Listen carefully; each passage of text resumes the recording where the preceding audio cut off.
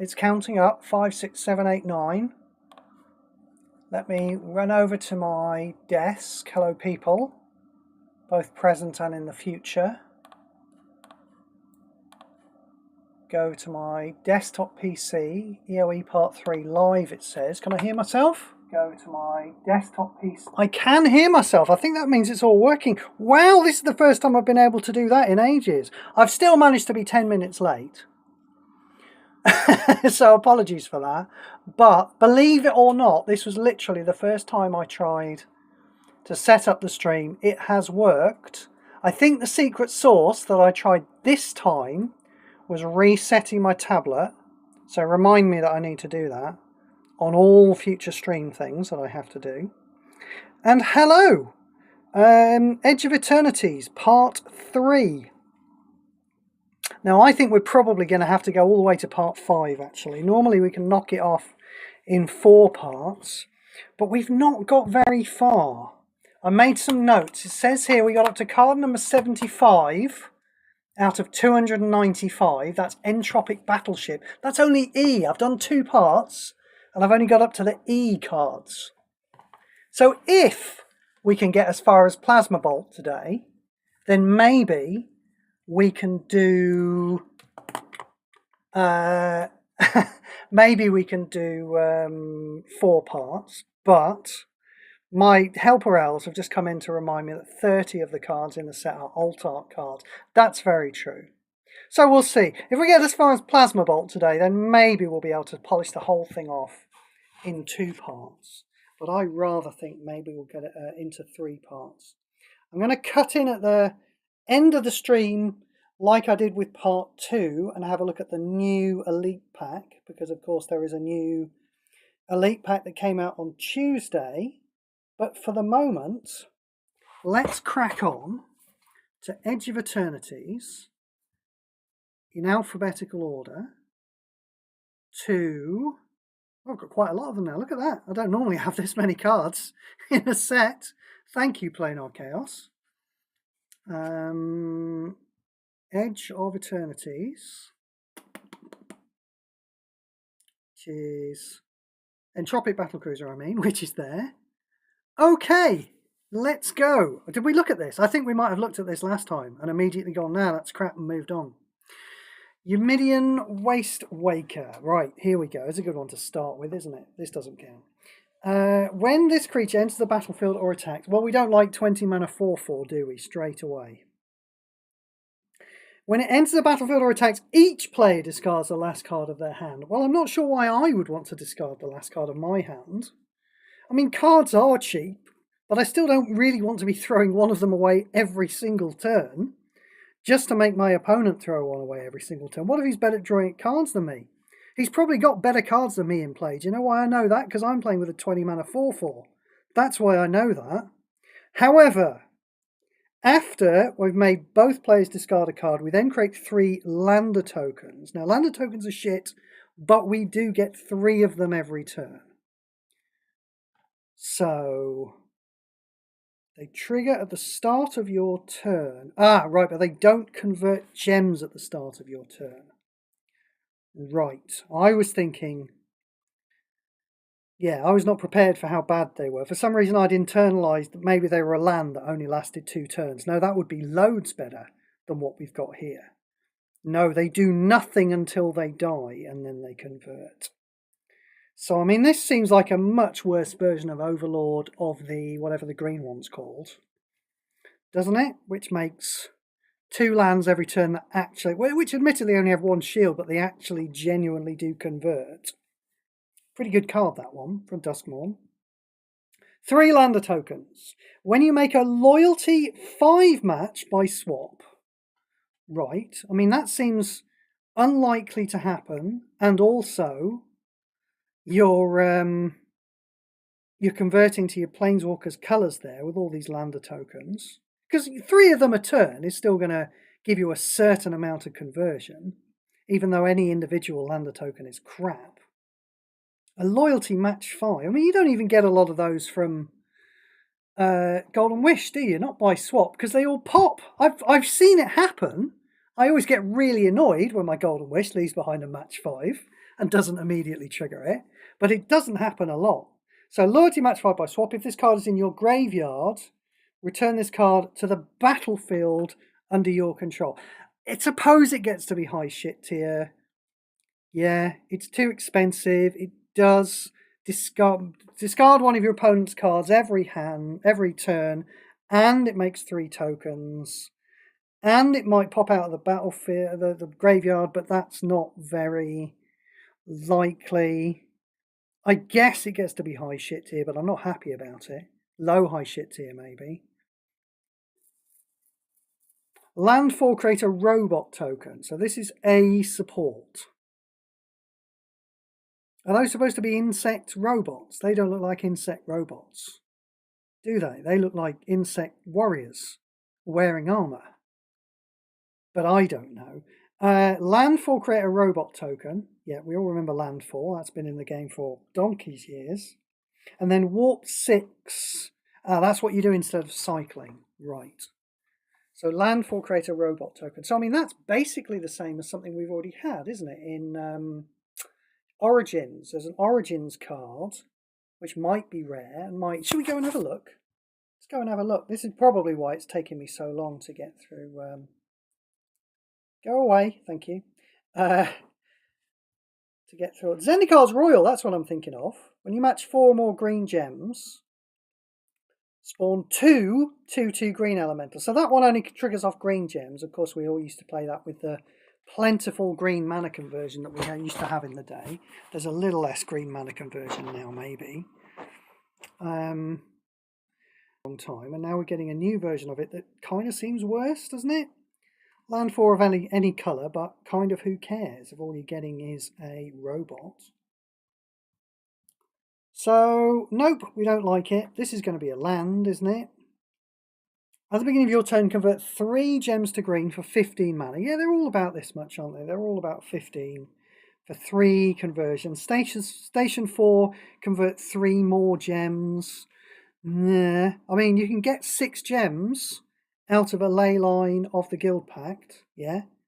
And you don't have to do the Station 4, and it's got Overflow, and it's a lot better than that card. Exalted Sunborn. 4/5 lifelink, 16 mana. When a non-token creature you control is reinforced, reinforce it twice instead. So if you just put this into play, that doesn't mean anything. It's just a 4/5 with lifelink. If you were to play a second one for 32 mana, well, you would not have an 8 power lifelinking creature. You would have a 12 power lifelinking creature. Do we care? Do we buggery? High shit tier. Exosuit Savior. When this creature enters the battlefield, return target creature you control to its owner's hand. Okay, fair enough. That seemed like it might be some removal there for a second, but it's not, is it? I bet that's got flash in paper and you can do things with it. Yeah, I mean, we've had much cheaper versions of this in the past, and we really don't care in Puzzle Quest. This kind of thing where you bounce your own creatures in Puzzle Quest has never worked. We've not had a lot of versions of it, and I suspect that's because whenever it's been tried, it's been crap. Extinguish a battleship. Somebody played this against me the other day, I think. When the support enters the board, destroy a random opposing card. So that includes the support, and presumably doesn't include a vanguard. So that's a nice bit of power up front, but 16 mana is too much. You get that kind of power from a Void Rend, and that's 9. Then deal 4 damage to each opposing creature. So quite a bit of power up front. One single random opposing card, and then 4 damage to each creature for 16 mana. It's just a bit expensive, isn't it? And then Station 4 is obviously going to do that when it comes into play. So it's a 10/10 and it does it again. Destroy 1 random card, 4 damage to each opposing creature. Yeah, it's too expensive. The station cost is too high. That's all we've really got to say about that. We like blowing things up. but we'd like to do it a bit more. What we need is a Rakdos that triggers every time you do a loyalty. Well, Rakdos is too good, isn't it? Rakdos is too good. 1-for-1 removal is too bad in this current climate. If we had a permanent that triggered every so often, like for example when you made a loyalty swap and then shot one of your opponent's cards, rather than doing it every single turn, maybe that would be something. That's something I thought of. Yeah? I mean, obviously, if you have that in an environment with Rakdos in it, then everyone's going to play the Rakdos and not that thing. But maybe that's more the level we should be shooting at. I'd really like to see a permanent that triggers whenever you do a specific type of match. What I'm saying here is basically a hate station. Fall is faithful. When this creature enters the battlefield, you may destroy target creature. We don't mind that. 10 mana, 3/1, a little bit expensive for 1-for-1. Then that creature's owner fetches the first creature from that player's library to their hand.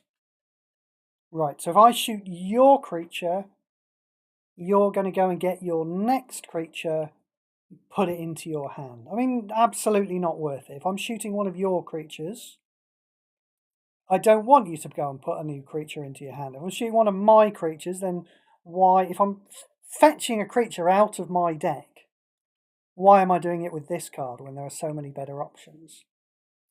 So it's doing two different things badly. It's kind of an imminent death kind of thing. It's nothing like imminent death, but imminent death does two different things badly. It's a cost for yourself, and it's a creature kill spell for your opponent, and both those things are really bad. And in the same vein, this does two things badly. Famished Worldsire. 15/3/3. It better get bigger. It looks like it does get big. Have I seen this already? Yeah, this was in the pack. That's why I've seen this already. We've already talked about this one. This fetches lands and get +3/+3 and 6 mana. I can't even remember what I said about it. Go and watch the end of the last video. Fell Graveship. When this support enters the board, destroy the top 3 cards of your library, then return the first creature or spacecraft card from your graveyard to your hand, right? So basically nothing then. And Station 4, oh my god, Station 4 is going to do basically nothing as well. Destroy the top 3 cards of your library, then return the first creature or space card from your graveyard to your hand. It's a 3/2. There you go, lifelink. That's the most exciting thing about this card, that the Station 4, mind you, token has lifelink. What a piece of shit. When a creature you control attacks, increases card's level by 1. I think I might have seen this. At the end of your turn, if this card's level is 3 or more, gain 6 life, then this card's level becomes 1. Right. Here's what you do. Right, Flight Deck Coordinator, 7 mana, 3/3. Yeah. At the end of your turn, gain 6 life. Boom! There you go, I just created a card. It's doing the level thing once again. There's something about level which is not inherently bad. It's not an inherently bad mechanic, but there's something about it that makes designers make bad cards. Focus Fire. Deal X damage to target creature. X is 2 plus the number of non-token creature cards you control, including their reinforcements. I mean, make it... Well, why is it white for starters? But, I mean, make it deal damage to planeswalkers at least. Yeah? We are looking for damaging cards these days. There's a couple of level objectives that require you to deal some damage. Actually, that's not true, is it? I'm thinking the Coalition event I'm thinking of doesn't actually require you to deal damage, does it? It requires you to... Oh, does it? What is that event I'm thinking of? Is it Race to Orazca? The new Race to Orazca. And there's one level where you've got to have less than a certain number of hit points. Maybe there's another level where you have to deal damage to yourself. I can't remember. Anyway, I remember playing Hidetsugu's Second Right as my main burn spell in that event, if it is indeed that one. Yeah, they made new versions of Race to Orazca and Terror in the Shadows. Terror in the Shadows does not do that. Terror in the Shadows is the Ocelot Pride event. Race to Erasca, I'm pretty sure, has a 1, maybe 2 levels where it's advantageous to burn yourself. So please, please let us deal damage. No, it's not that one? I don't think so. My elves are just sorting out. Win the fight with 40 or less hit points, you see. There's one. I'm touching the screen again, right? I have to keep remembering that this laptop that I've been handed is not a touch screen.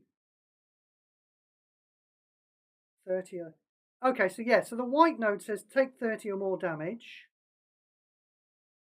And the red node says win the fight with 40 or less hit points remaining. So we are looking for things that will allow you to burn yourself.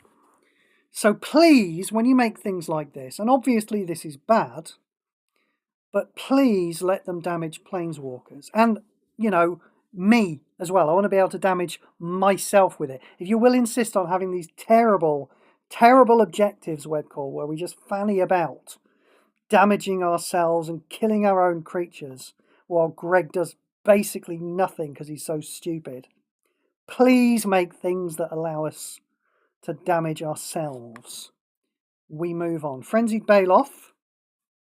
Haste. The beginning of each combat, each creature and planeswalker loses prevent damage.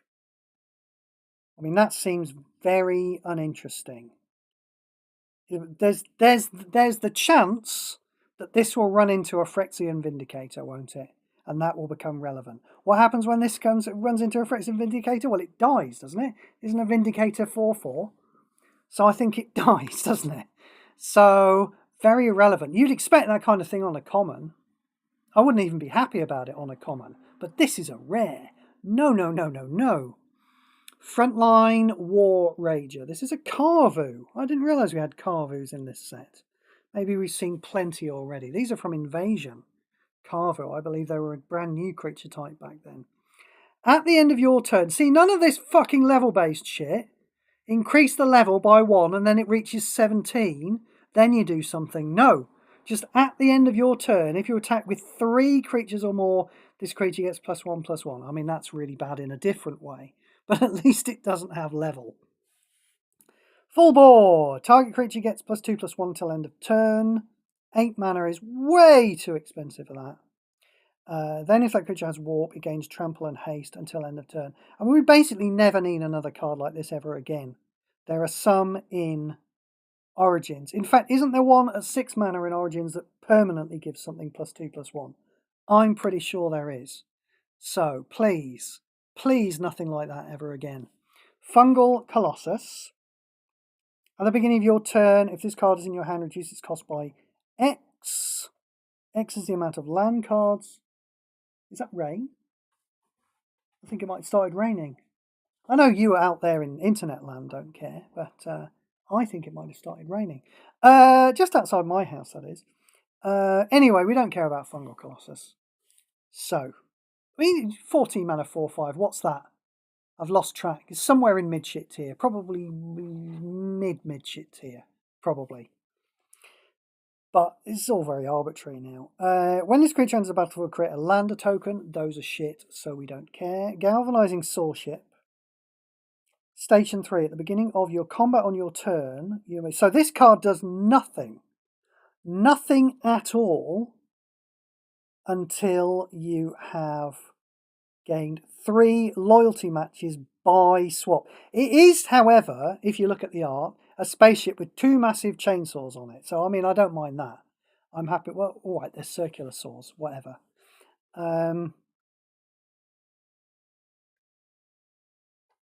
Right, so here's a card, right? 8 mana creature, flying haste 3/3. What's wrong with that? Why on earth do we have to wait for 3 loyalty swaps before we get one of those? I mean, Station's really shaping up to be one of the worst mechanics ever, isn't it? I mean, it's got stiff competition against like Dungeon and Recruit and things like that, but it's really shaping up to be one of the worst mechanics ever. At the beginning of your turn, a random creature gains stun counter 1, then gain 2 mana. I rather think a random creature is probably, it sounds like, it's going to include one of your own creatures.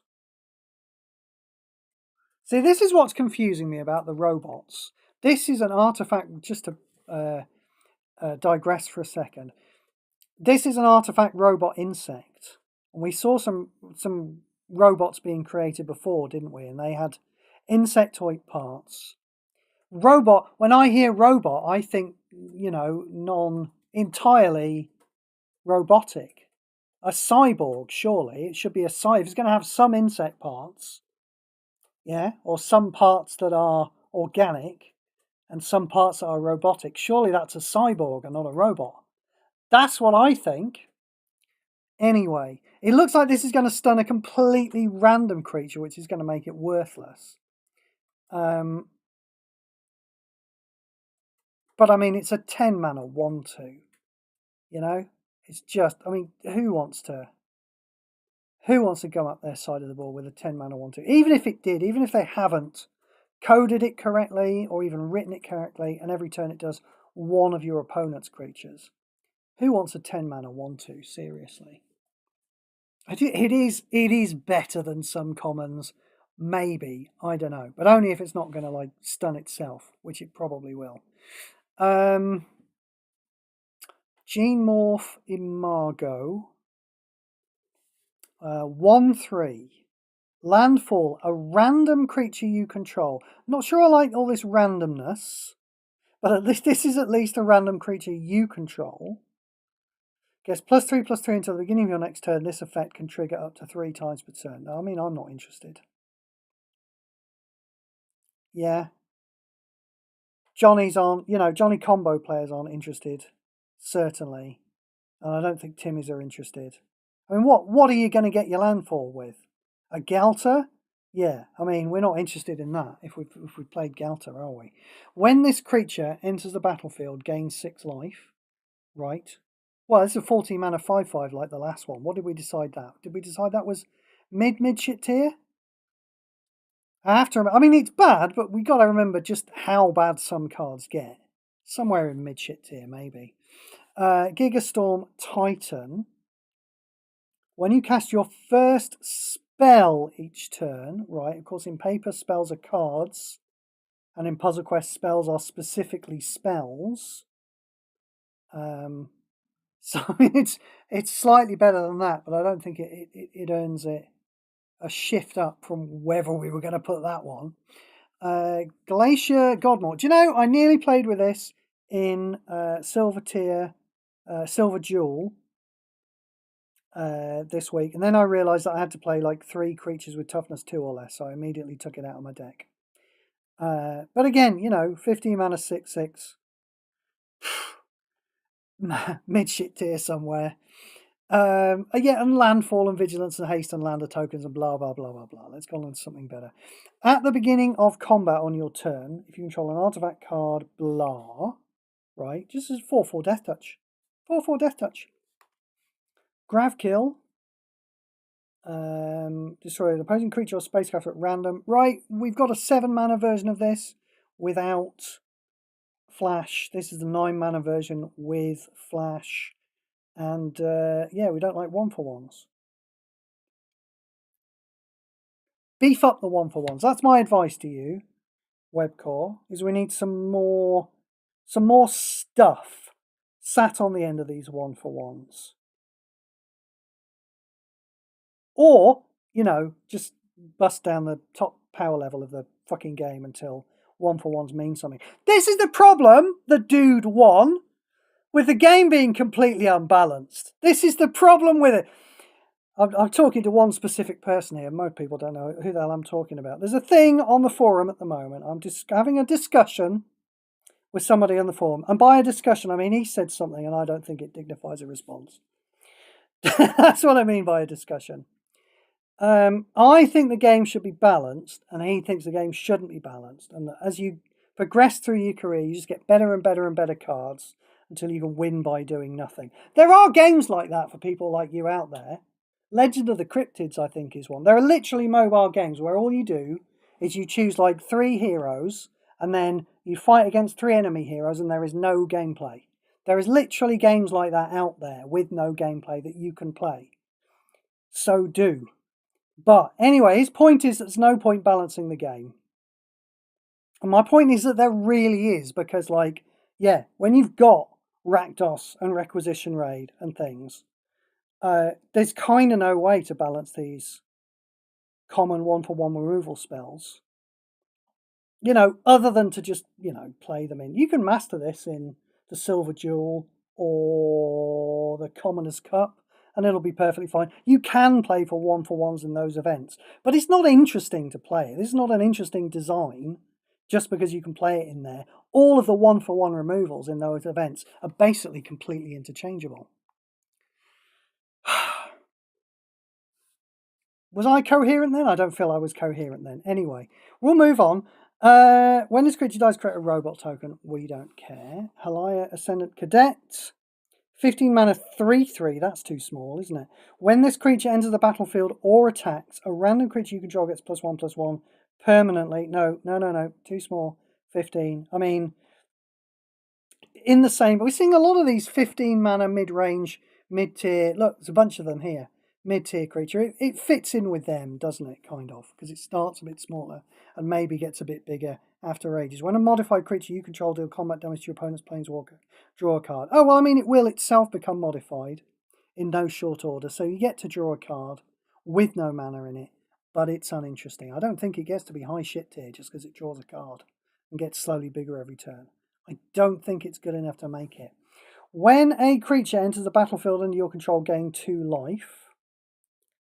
This effect can trigger up to 5 times per turn. Now that's the effect that will trigger with... That's the Ocelot Pride effect, isn't it? Like if they'd forgotten to put the trigger effect on there, this would be another creature that triggers with Ocelot Pride. So the fact that they've remembered to put it on, I suppose, is a bit of a sign. Have we identified yet whether Ocelot Pride is in one of the Planar Chaos decks? There are all these new Planeswalkers that they've designed decks for in Planar Chaos. And one of them is playing, I think it's an Ajani Sleeper Agent. And it's playing Life Insurance. Now, Life Insurance only really sees play in Ocelot Pride decks. So it is possible that Webcore have made a brand new PvE opponent who plays Ocelot Pride combo. But maybe they haven't. The only evidence I've seen of that is the fact that Life Insurance is in the deck. Nobody's seen Ocelot Pride in the deck. Maybe they just put Life Insurance in the deck anyway. But, I mean, they might have done. They've certainly filled the deck. The Dak Faden deck, have a look at that thing. It's just got it's got Cryptex and Leyline, and it's got Kylox's Vault Strider, and it's got Dragonhawk. It's just got every good thing you can think of that you can put into blue and red. It's got 9 of the best cards in Standard, and Hell to Pay as well.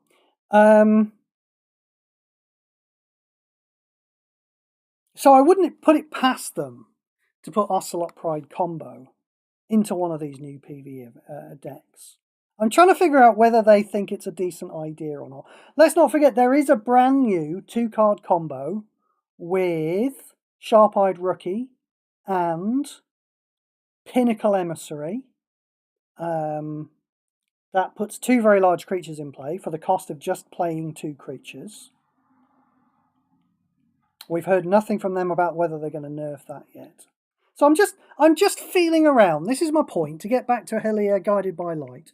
I'm just feeling around for just how broken Webcore want the game to be, because they send us these little signals. And one of the little signals is the fact that this only triggers 5 times. I mean, maybe they're intending people to play this with Ocelot Pride, you know, and it's still going to play a certain amount of 1/1 creatures. But, I mean, we don't really care that it only triggers 5 times and gains 10 life, do we? At the end of your turn, if you gain 6 or more life, draw a card. Yeah, so, combo card, that is limited. I don't think anybody cares. Gain 6 life, draw a card, walk 4. No. I mean, it's like, you know, cycling and gaining life, but it's too weak for this game, isn't it? This idea of that paper has of just, you know, I'll throw this random tiny little card in the deck, and if I don't need it, I'll cycle it, is too weak for Magic Puzzle Quest. We move on. Hard Light Containment. Little red dwarf thing going on there. When this support enters the board, exile an opposing creature or support at random. Okay, so we've got a 1/1. Oh dear, it's the binding though, isn't it? I thought this was going to be a 1/1 with some more on it. Yeah, it's a 1/1 for 8 mana. Creature or support is okay. We don't really like at random because it's like it's going to hit one of Ajani's token supports, isn't it? And that's going to annoy us. I was having terrible trouble the other day because my demolition field kept hitting my opponent's time bubbles and not his ambiguity. So we don't like completely random things. We like it non-token support, please. That's what we'd like. Anyone remember simple tokens? Anyone remember when they were a thing? Were they worth putting all that effort into designing Webcore? Because you seem to have forgotten about them now, don't you? No, I don't think they were worth designing, were they? So this card is exiling an opposing card, but then we gain the bind emblem. Let's see what happens when it gets destroyed. 3 shields. When this is destroyed, return the last card with the bind emblem to play. Right, we don't like... You can kind of cheat that. There are certain bind cards you can cheat in Colours of Magic. And this might be a decent enough Colours of Magic card. But there's better, unfortunately. Although, actually, do you know, the one card that is better... There's a bind emblem card that creates a Power Stone that does this, but creates a Power Stone. That's rotated out, hasn't it? Because Power Stones were Bro, and Bro's gone. So, yes. In fact, maybe the other one that I'm thinking of has gone as well. There is another bind card that, when the support gets destroyed, it puts it in your hand and then fills it full of mana. And of course, you can kind of cheat that in Colours of Magic because cards don't gain mana in Colours of Magic, so you kind of don't mind that so much. This one, however, puts it into play, and so I don't think we care. It's kind of a weak 1/1, and 1/1s aren't good enough. 12 mana 1/1, but it's going to gain some power. It's got Ward. When this creature enters the battlefield, this creature's power and toughness becomes X the number of land cards you control. Landers aren't even land, are they? A lander's land? Where was the last lander we came across? No, they're artifacts. So this whole thing they've got, this whole theme they've got of counting lands seems kind of anti-synergistic with how they've designed the set. I don't know. They can, of course, do this. They can do that in paper. They can make land as artifacts because everyone has to play with lands in paper. We don't do that in Puzzle Quest. So that's pretty bad. Hearthholder World Seed. This is nice. This is a masterpiece. So maybe it'll be good. When a land is destroyed, gain 8 life. No, it's not good. It's bad. That's all we get above the drop. Everything else is station. Yeah? When a land is destroyed, gain 8 life. I mean, that's terrible, isn't it? See what station 3 does. At the beginning of turn, draw a card, it gains half its mana rounded down. I mean, no. We still have mana filler givers. They're all around us. You know, we've got Loot, we've got Cruel Claw, we've got other things that aren't leaping to mind straight away. No, Station 3 is not good enough. We're only getting half mana off this. Anyway, Station 5 is presumably just going to do all of those things and attach it to a body. I always do that with Station, don't I? I click the Station thing. We've got a 6/7, yeah, and it does... Oh, it's got a little extra bit on the end. So it's got the land clause for 8 life. It's got the beginning of play clause for a card, half mana. There's a little extra bit. When this creature is destroyed or exiled, destroy all land cards. Do we care? Do we bugger it? No, we're not interested in this card. It's there's so much better. Have you seen Overlord of the Flood Pits? Have you seen that? For 3 mana, For 3 mana, I can get 2 cards in my hand every turn with half their mana, and I don't have to do any of this Station 3 crap. Try that. I'd rather play Dark Confident over that. I just finished mastering Dark Confident, and it's kind of okay. You don't really want to take all the damage it's doing to you. Yes, it did kill me the other day when I was playing against Jace Reawakened. This was the game where I was having trouble destroying his ambiguity, but I'd rather have a Dark Confident than that. Don't like it. Hemosymbic Might. At the beginning of combat on your turn, your other creature get +1/+1 till end of turn. Absolute rubbish. What's going on there? Is it eating a cow? That might be a cow. A cow with long eyelashes. I can't quite tell. Honor. Target creature gets +1/+1, then draw a card. Yep, cantrips like this just don't translate well into MTGPQ. When this creature enters a battle, maybe, do you remember the very olden days? I might have played this with Harness the Storm in the olden days. Yeah, that's the kind of, I was playing with rubbish like this with Harness the Storm. I know, I was a bad player then, I think. Honored Knight Captain. Each enters a battlefield, create a soldier token. That's a 1/1. That's rubbish. Activate 1. Destroy this creature.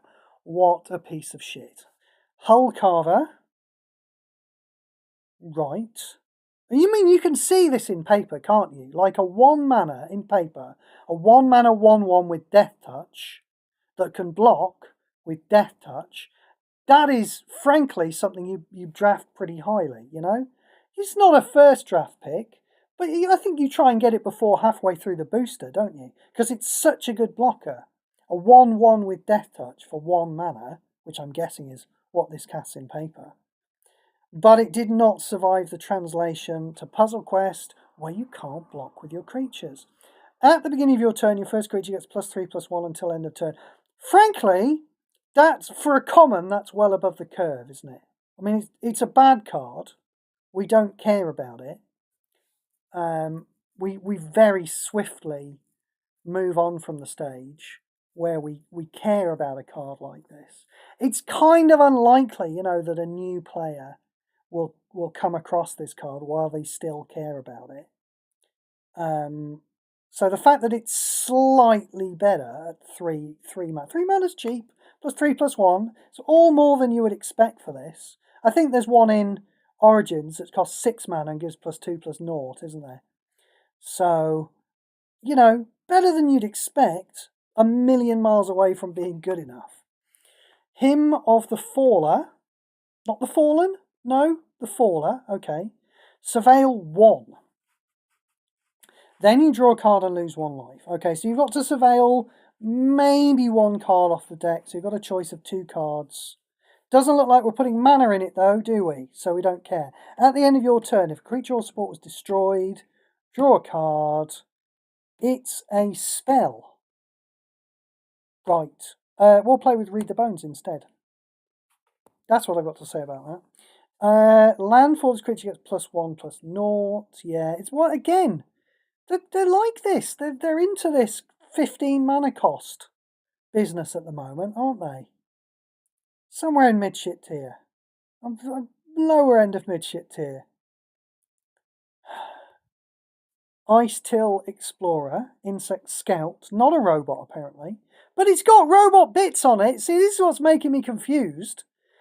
Yeah, maybe this is a full robot and it's just wearing robot armor, right? And maybe all those other robots that look pretty much just like it, like have the robotics integrated into themselves. But no, I don't find there's much consistency here, frankly. At the beginning of your turn, land cards in your hand gain 2 mana. That's not enough. Landfall, destroy the top 2 cards of your library. Right, well that's kind of nothing. End of turn, return the first land card from your graveyard to your hand. I don't think this is good enough for even Zivert. Zivert quite likes things that fetch his land. And don't get me wrong, Zivert's a very good player. I'm not suggesting that Zivert would really like a card as good as this. But no, I don't see a use for it. Sorry. No. That's the same card, isn't it? Hang on. Ice till we were here.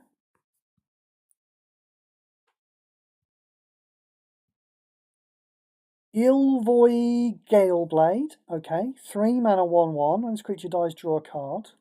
I mean, why not when it comes into play? Do it when it comes into play. Yeah. Pond Prophet does it when it comes into play for 2 mana and it's a 1/1. Yeah. We don't care it's got flash. We don't care it's got flying. There is a use for Pond Prophet. I did flag it up when it first came up in the set reviews. Pond Prophet was it was a frog, and it cost 2 mana, and it was a 1/1, and you drew a card when it came into play.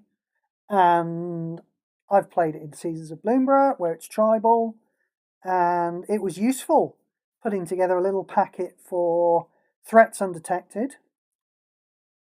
But drawing a card when it dies, no. That's never going to be any use to anybody. You heard it here first. When this creature deals combat damage to your opponent's planeswalker, draw a card. Well, we're very much in Sigiled Starfish territory here, aren't we? When you cast your second card each turn, this creature gains unblockable. I mean, yeah, this is basically just a Sigiled Starfish, to the point where there's really no point having it. I mean, it's a jellyfish rogue. I don't know. My point mostly is not that duplication is a bad thing, is that Sigil Starfish isn't really a card with anywhere to play it anymore. So, nope. Ilvoy Lightjammer. So the Ilvoy, they're the jellyfish. I see. So we're going to be seeing a few of these. When you cast this card, target creature you control is +1/+2. Then creatures you control gain hexproof until the beginning of your next turn. Just do it. Bite the bullet. Right? Your first creature has hexproof. Try that. See what that's like. Doesn't matter that it's got flash.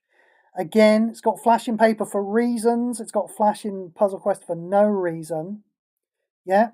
It's not good enough to say your first creatures get hexproof at the beginning of your next turn. Oh, no, right, hang on. Yeah, it's doing it, isn't it? I'm catching up. I'm there. Right, so you cast the card. It does immediately give it hexproof, but then it doesn't last. The hexproof. So this is a card that, even though it's an equipment that usually has an ongoing effect, that's what's thrown me.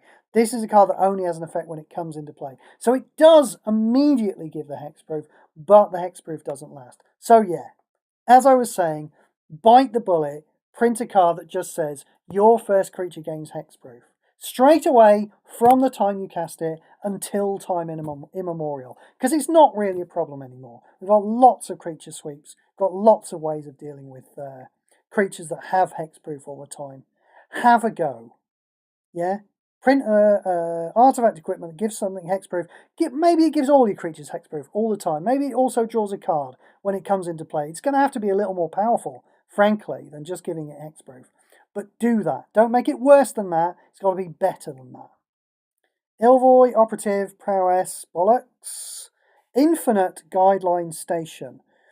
This is a fucking 20 mana card. We're getting a 4/4 for 20 mana, and then it doesn't do anything else until Station 6. Clicked on the right one this time.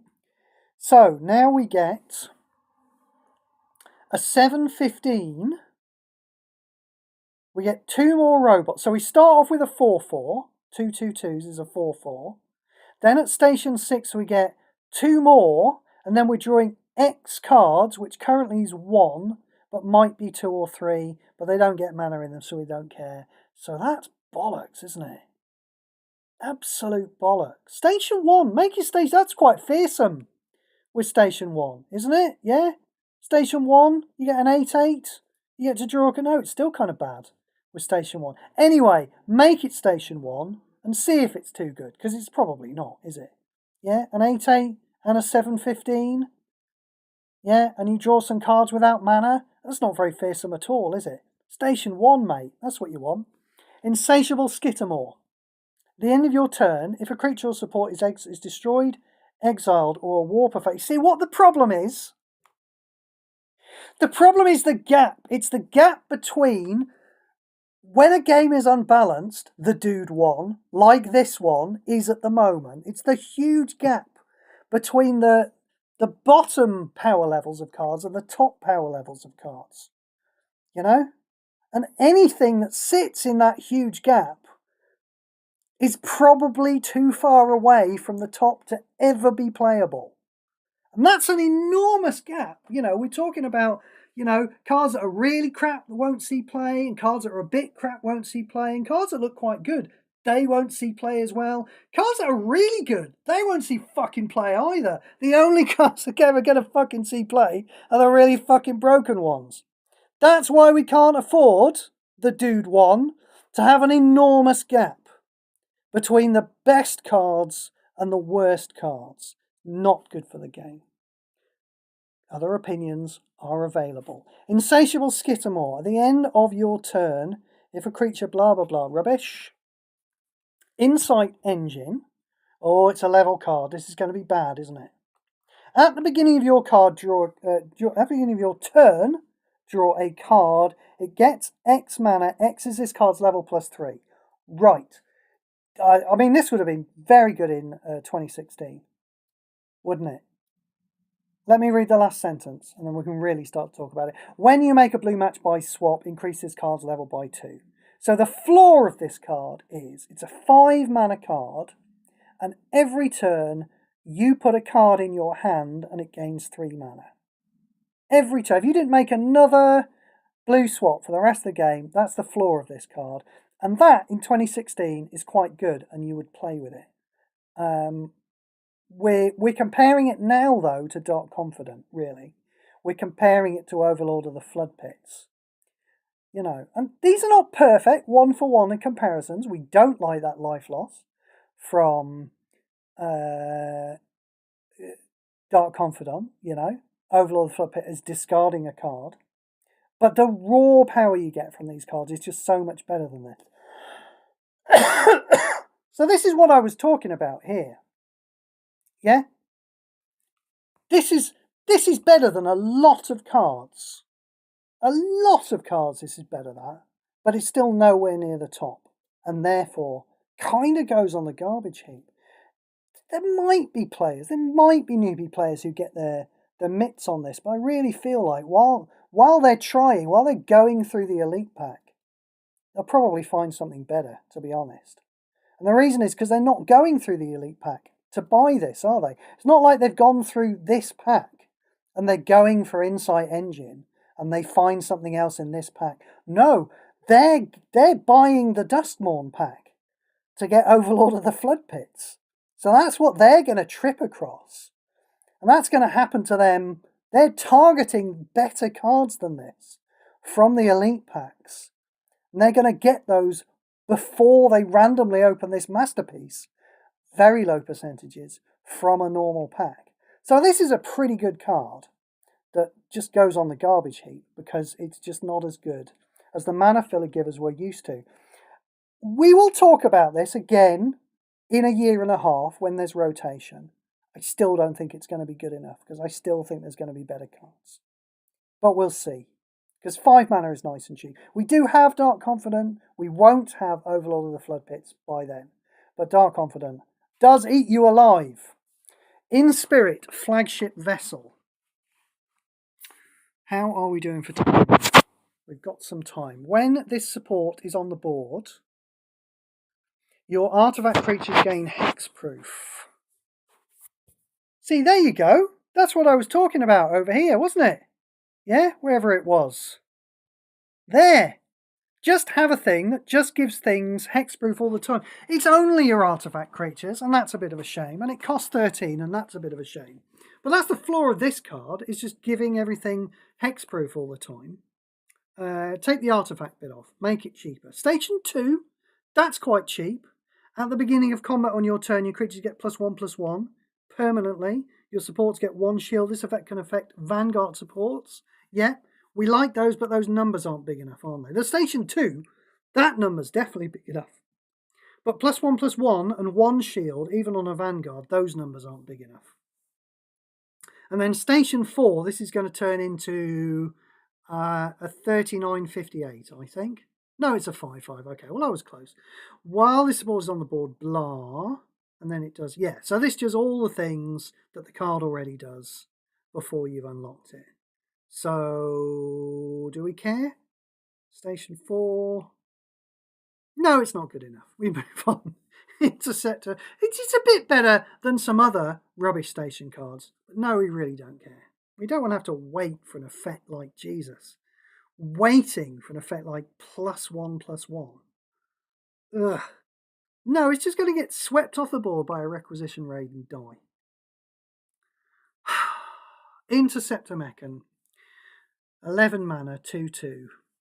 Colours of Magic Radar goes up, but it's not going to be any good, is it? Let's just face it. When this creature... I haven't even read the card. I know it's not going to be any good.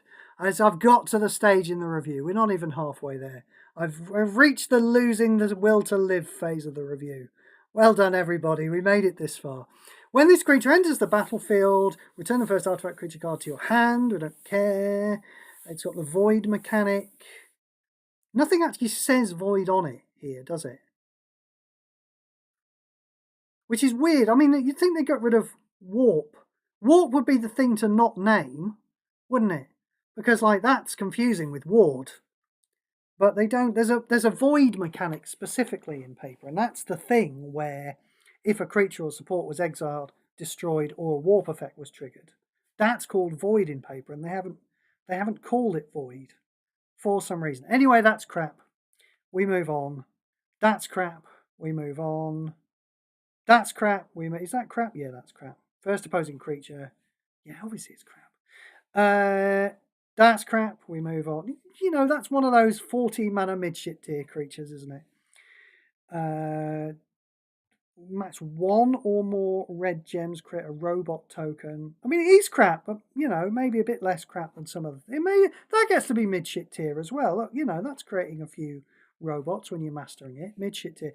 Please remember, mid-shit tier is still very firmly in shit tier. Skyward. Oh, Reach. Oh, no, definitely. Oh, Reach bumps it down to low shit tier. Oh, no. Activate 2. Your first creature on haste. Yeah, shit. And why are we giving your first creature haste? Yeah? Why does your first creature need haste? Your first creature is already going to be attacking. You're already going to have start. This is an activate gem. So this has got to have started in play. Your first creature already. It's just a little bugbear of mine. Obviously, it's rubbish. Here's one of those expensive lands. 3 gems to red. Station 4. Create a robot token. Then that creature gets +3/+0 and gains haste. So he's hitting you for 5 damage. That's what that says, isn't it? So when you get Station 4, after the next turn, after you get Station 4, you hit somebody for 5 damage, and then you hit them for 7 damage, and then you hit them for 9 damage. I mean, that sounds okay, but Station 4 is just too large a number. You know, it's all very well. You've just got to remember that supports do get shot. Yeah. I think that the underlying assumption with Station is that everything just stays on the board forever. And that's not true. Night Luminary is shit. Larval Scout. We're getting through them quite quick now, aren't we? It's great losing the will to live. Really speeds everything up, doesn't it?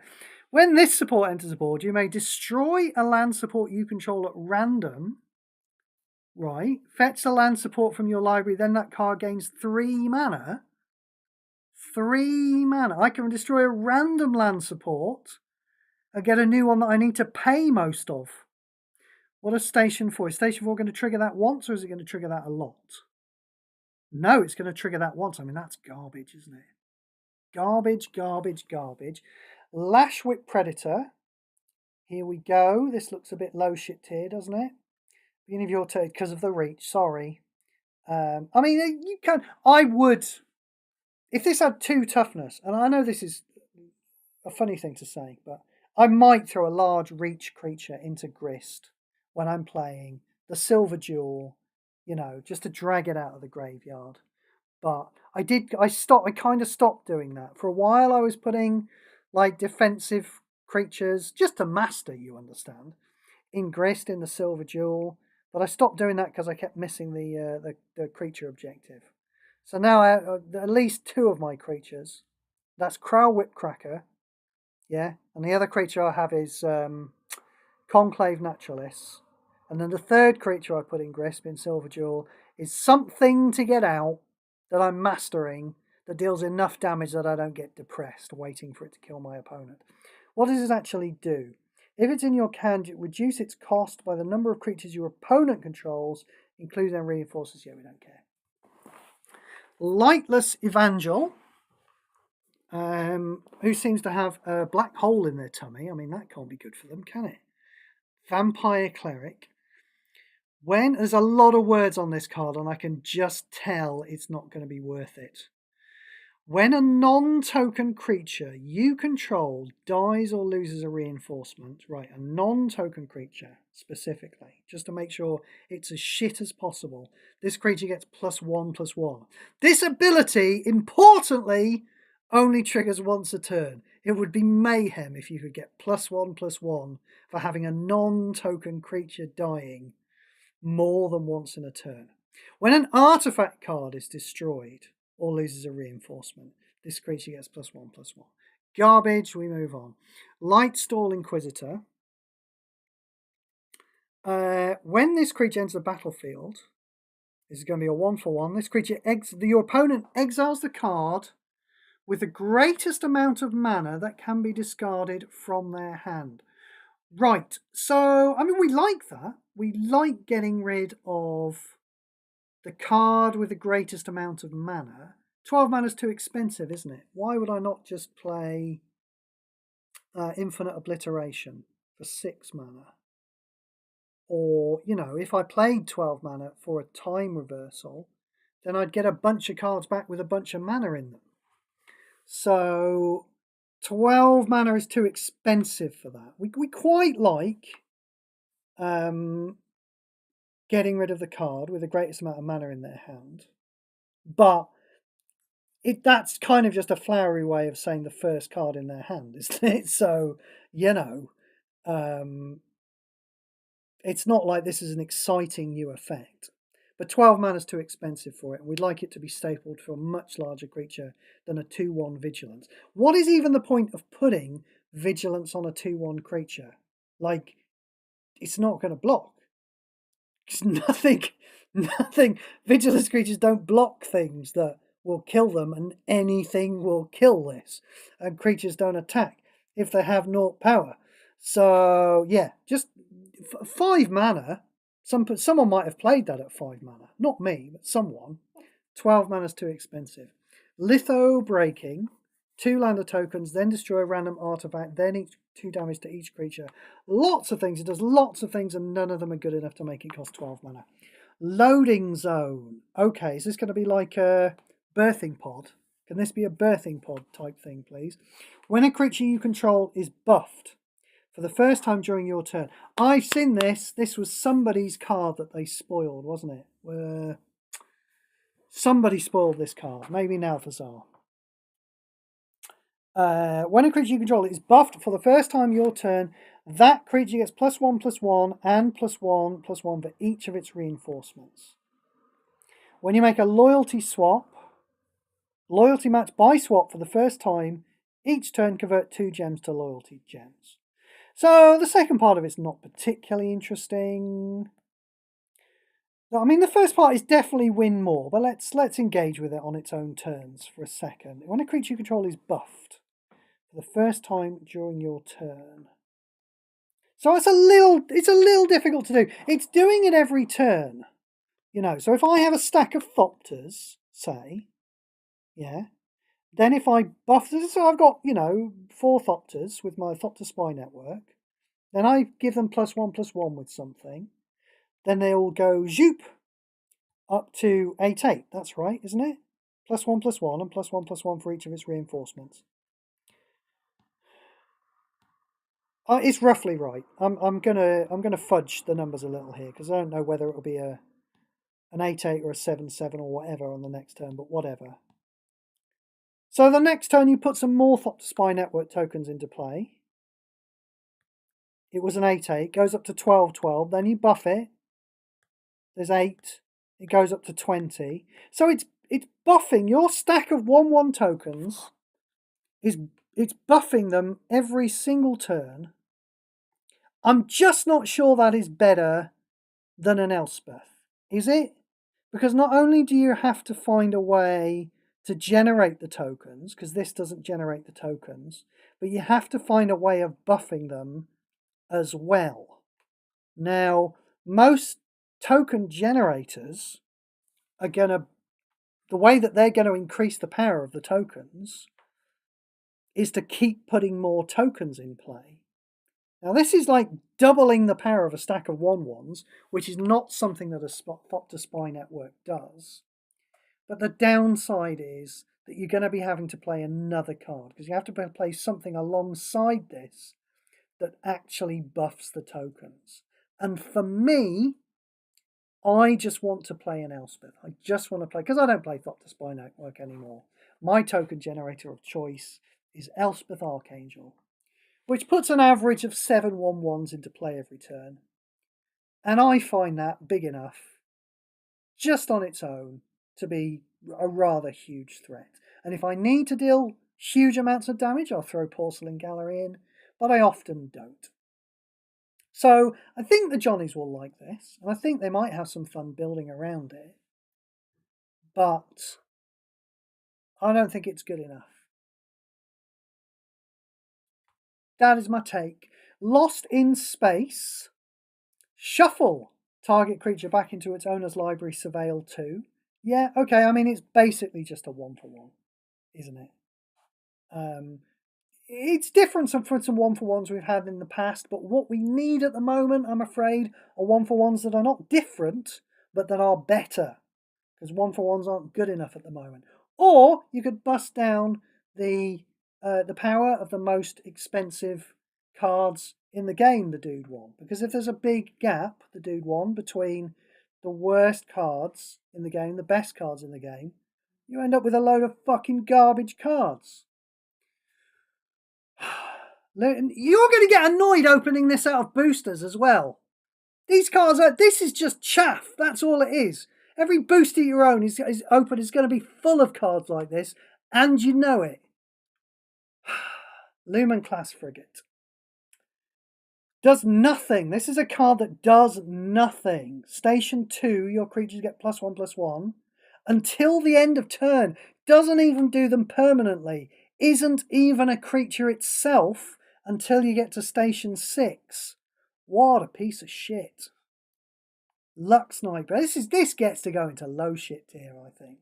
I'm going to put it into low shit. That's right. I'm doing it. It's there. It's gone. Final decision. Final answer, Chris. It's in low shit tier. Lux Night Breacher. When this creature enters a battlefield, this creature gets +X+X, X is the number of creatures you control. Your basic doubler. Yeah, that gets to be in mid shit tier. Does it get to be in high shit tier? No, it doesn't get to be in high shit tier. It gets to be in mid shit tier. Don't like it. Mechan Assembler.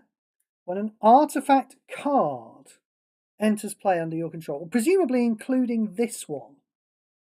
So here we have Colours of Magic costs. Yeah, that's a rare. 11/11. You play this, you get a 4/4. You get, presumably, another 4/4 straight away. 2 more robots. We've got a few cards like this though, and you know that we had one already, didn't we? That put Gremlins into play. We've seen one of these earlier in the set. I don't think they're good enough. Has Downwind Ambusher gone? Downwind Ambusher is definitely a big part of the toolbox that makes removal, you know, playing negatively to negatively affect your opponent better than playing positively to positively affect yourself in Colours of Magic. Has that gone, Downwind Ambusher? Can my elves check that for me? Thank you very much. Pixies are working away in the background. Thank you, Sarah. So yeah, it is Colours of Magic. It is producing a little more positive effect than one single card, because I'm pretty sure it's going to trigger off itself. Bloomborough, okay, so that's still in. So that's what's going to be making a mess of your Messon assembler, is the downwind ambusher, because it is still in standard. So probably not good enough. Looks quite good, doesn't it? I mean, if it triggered more than once every turn, maybe. But probably not, frankly. I expect to see it. I do expect to see people playing with it in Colours of Magic. I do not expect to see it to be a good card in that format necessarily. Better than some, worse than the top tier. Mech and Navigator, when this creature attacks, discard a card without mana and draw a card. It's a 6 mana 2/1. Yeah, I mean, obviously rubbish. So, I mean, chaff, isn't it? Because, you know, Overlord of the Flood Pits and Dark Gauntlet.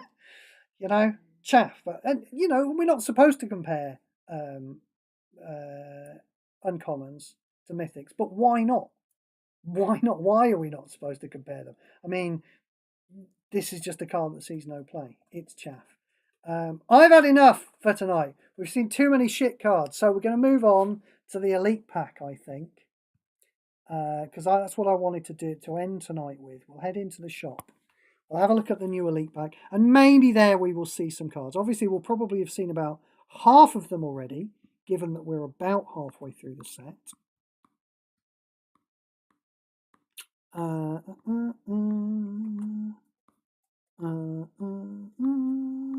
Where are we? Yes, I do have too many boosters. Thank you for asking. We're going to go into just the Mythic, and we're going to see what's in this pack. At first glance, we've seen quite a few of these before, haven't we? We kind of didn't mind the Cyberdrive Awakener, did we? Oh, but only really if artifacts are a thing. Reinforce it X times, X number of artifacts. If it has 4 or more reinforcements. Yeah, we're not really convinced about that, are we? Raw power level's kind of low on it. Oh, yeah, so let's just head through all the cards. We've seen that. We've seen that. Meteor Crater we have not seen. At the beginning of your turn, for each colour among non-token cards you control, convert 2 gems to that colour. So this is a land that doesn't do anything when it comes into play, and as such, I don't like it. However, you've kind of got to respect the fact that it's going to grow in power. It is only 10 mana, which is at least better than the 15 mana that Webcore like putting on their lands. It's not as good as the 7 mana that Swarmyard costs and the Clue lands cost. But it is at least cheaper than 15. And yes, you do have to respect the fact that if you can get, you know, a few different colours into play, this is going to convert some. My gut says it's going to work too slowly. Like if you play this in play, yeah, and you also play, what's the best 5-colour card in standard? Probably Leyline of the Guild Pact, right? My guess is what's going to happen is that Leyline is going to convert 6 gems. You're going to be happy with that. And then this is going to convert 2, and then convert 2, and then convert 2, and then convert 2, and then convert 2, and any one of those things will trigger a cascade, and that will be nice. It will be nice to have that happen. That'll be plenty of cascades, but as I may have just demonstrated there by talking in a slow and monotonous way, it's gonna take some time. Do you remember Tainted Adversary? Tainted Adversary was a really, really, really powerful card that a lot of people didn't play because they simply could not be fucked to wait for the animations to stop. And I wonder if Meteor Crater will come across the same thing. Like, I'm not going to play Meteor Crater because I am a spike and my cards need to have their power up front. And this has no power up front. It's a turn 1 play, it does nothing, right? But the Johnnies and the Timmies might still like it because it can convert 10 mana eventually. That's quite powerful. But I think they won't like it because it's too slow. That's my gut read on that card. I'm sticking with it. As such, not a chase card. Are we seeing any chase cards in the set? I don't think so. Night's Whisper. Is that really a masterpiece? I feel like Night's Whisper is like a card from Origins that was originally a common. What was Knight's Whisper in paper? Because I'm pretty sure it wasn't a high rarity card. I mean, I know they do this. I'm aware of the fact that, yeah, it's a bloody common. I'm aware of the fact that, like, they have to create masterpieces, Webcore do, because they just don't have masterpieces in every set in paper. But I mean, converting it from a common is a bit weird. I like this card though. Holy shit, let's have a look at this. 14 mana, draw 2 cards, those cards gain full mana. Right. So we've reached the top of the this is the one card in the set that the dude one gives a shit about. All these cards fucking shit and worthless now. This is the card that's on the power level with, you know, your mystical teachings and your bright glass colossus. In fact, it is absolutely a insta mana filler giver, isn't it? It goes in the Loop Hero deck. We are going to lose 20 life. So we're going to have to watch out for that. Now, luckily, the Loop Hero deck does gain some life. Genesis Wave is the card in the Loop Hero deck that gains life. Doesn't gain 20. I forget how much it gains. Let's have a quick look and see what Genesis Wave does. Actually, can you call that up for me? Mrs. Fairies, thank you very much, Sarah. Sarah doing absolutely sterling work in the background here, as always. We'll have a look at Genesis Wave, but I'm pretty sure that you can just slap this in the Loop Hero deck. It's gonna do you a fair bit of damage over the course of you going off. But considering the fact that you know, whenever you get a choice, you can choose to cast something else, like with Mystical Teachings, you can cast something else. And considering the fact that Genesis Wave, if it is indeed still in Standard, which I think it is going to gain you a bit of life, I think this will do you a lot of damage, but it won't kill you. And considering it's putting 2 cards full of mana and not just 1 card full of mana. It's in Foundations. It's staying in, everybody. Genesis Wave is staying in. X is the number of green gems on the board. Right, so that's probably less than 10. So if you're playing a Loop Hero deck, every Genesis Wave is probably going to gain you about 7 mana. 7 life, I'm sorry. You're probably playing with Tempt with Discovery, so the amount of green gems will change and might go up a bit as well, but you're not going to be gaining 20 life of it. You're probably gaining 10 life at maximum. But I mean, this is just a super powerful card. 20 life really isn't a lot to lose, frankly. I mean, you wouldn't mind just slapping this in a midweek deck, would you? You wouldn't mind casting that 2 or 3 times. It's slightly annoying that you have to use a potion, but you're not going to lose the game from losing 20 life. Like Dark Confidant, you kind of have no control over that bad boy. As soon as he's in play, he's losing your life. So there you go. There's the top of your curve. There's the card that shouldn't have been printed. That's your chase card, everybody. Let's move on. Wake the Past. Return all robot and spacecraft cards from your graveyard to the battlefield under your control. I mean, we have cards that do all creatures. There's a Raise the Past, is it called? Does all creatures for 20 mana.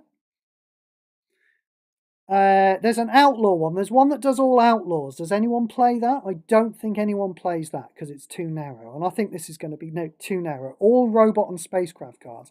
I mean, spacecrafts are all fucking shit station cards, aren't they? So we don't care about that. Yeah, I think it's going to be too narrow. We like sprogging everything into play. 12 mana is quite cheap. But it's almost certainly going to be too narrow to actually be any good. We've seen Elferiel, we've seen Cosmogrand, we've seen Kavaron, we've seen the Loading Zone. Quantum Riddler. Oh, hello, here's another one. It's a mana filler giver, everybody. An insta mana filler giver, in fact. This is not a mana filler giver is what we call a card that gives you a card and fills it full of mana every turn. So something like Loot, or something like Assemble the Players, which puts something into play every turn, which is the same as paying for it, you know. This is what we call an insta-mana filler giver, and this goes in the Loop Hero deck. So there are 2 cards for the Loop Hero deck here. We like the fact that one of them's a creature, certainly. So as soon as it comes into play, draw a card, it gains 4 mana. So that is basically the same as Phenomenon Investigators. Greg's, of course, is going to be able to play this one. He can't play Phenomenon Investigators, which is apparently a fine, according to some people, but I don't think it is. There's a Warp 8 on this as well. But, yeah. So why have we bothered reviewing every other card in the set if they're just going to power creep 3 cards at the top that we care about? What's the point? Even bothering to review all the other cards in the set. Tannock, Steadfast Second. When this creature enters the battlefield, your other creatures gain haste. Right. So I have to have played them on this turn. So I have to have played a creature on this turn and then played this 17 mana creature. It's not very relevant, is it? It's slightly relevant, but it's not very relevant. When you trigger a warp effect, gain 10 mana. Yeah, sorry, that's not good enough.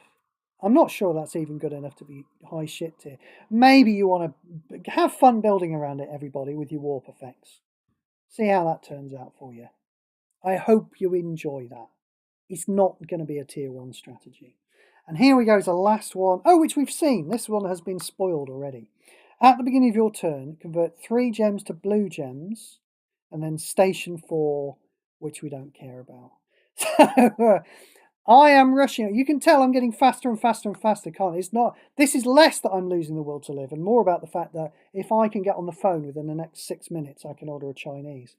So that's the end for tonight, everyone. Bye. You know what I'm going to say about that card. Thank you so much, everybody, for being in. Anybody who was in. Did we get a lot of people in tonight? Did we not get many people? Oh, hi, the Hunter. Good to see you in. And part 4, which will presumably not be the last part, seems like we've still got plenty to do, will probably be sometime around the end of the week. But anyway, I am dashing off a bit because I fancy a Chinese tonight and I have precisely 6 minutes to do it. Thank you very much. Look out for me on probably Thursday or Friday. I'm going to say Thursday or Friday. Yeah? Not pub quiz night. That's tomorrow.